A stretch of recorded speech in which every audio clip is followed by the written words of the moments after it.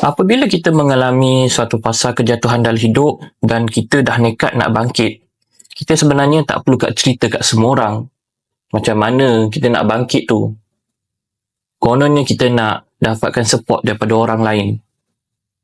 Maka kita bercerita di media sosial tentang betapa jatuhnya kita dan betapa bersemangatnya kita nak bangkit.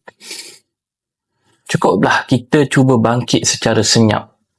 Duduk diam-diam, buat kerja, bangkit balik.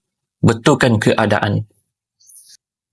Dan bayangkan, dalam kesenyapan kita tu, tiba-tiba keadaan kita berubah ke arah lebih baik.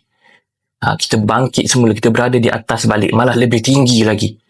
Dan tak ada siapa pun tahu. Tiba-tiba orang tahu kita dah ada ke atas balik, kita dah berjaya balik. Kembali kepada keadaan kita yang lebih baik daripada sebelumnya. Bukankah benda tu lebih seronok berbanding dengan kita duk bawa cerita ke mana-mana?